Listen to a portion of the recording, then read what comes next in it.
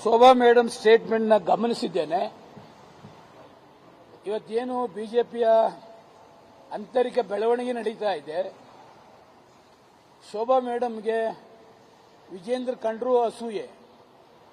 ಅಧ್ಯಕ್ಷ ಆಗಿರ್ತಕ್ಕಂಥದ್ದು ಶೋಭಾ ಮೇಡಮ್ ಸಹಿಸಕ್ಕಾಗ್ತಾ ಇಲ್ಲ. ಅದೇ ರೀತಿಯಲ್ಲಿ ಆರ್ ಅಶೋಕರಿಗೂ ಕೂಡ ವಿರೋಧ ಪಕ್ಷದ ನಾಯಕ ಆಗಿರ್ತಕ್ಕಂಥದ್ದು ಶೋಭಾ ಕರಂದ್ಲಾಜೆಗೆ ಅಸೂಯೆ. ಇವರಿಬ್ಬರನ್ನು ಕೂಡ ಏನಾದರೂ ಮಾಡಿ ಕೆಟ್ಟ ಹೆಸರು ತರಬೇಕು ಅಂತಕ್ಕಂಥ ದುರಾಲೋಚನೆಯನ್ನ ಮಾಡಿ ಇವತ್ತೆಲ್ಲ ಏನು ಬೆಳವಣಿಗೆ ಆಗ್ತಾ ಇದೆ, ಈ ಬೆಳವಣಿಗೆಗೆ ಶೋಭಾ ಕರಂದ್ಲಾಜೆ ಮೂಲ ಕಾರಣ. ಇವರಿಬ್ಬರನ್ನು ರಾಜಕೀಯವಾಗಿ ಮುಗಿಸಿದ್ರೆ ನಾನು ರಾಜಕೀಯವಾಗಿ ಇನ್ನೂ ಮೇಲ್ ಬರ್ಬೋದು ಅಂತಕ್ಕಂಥ ಆಕಾಂಕ್ಷೆಯನ್ನ ಈ ಅಮ್ಮ ಇಟ್ಕೊಂಡಿದ್ದಾಳೆ.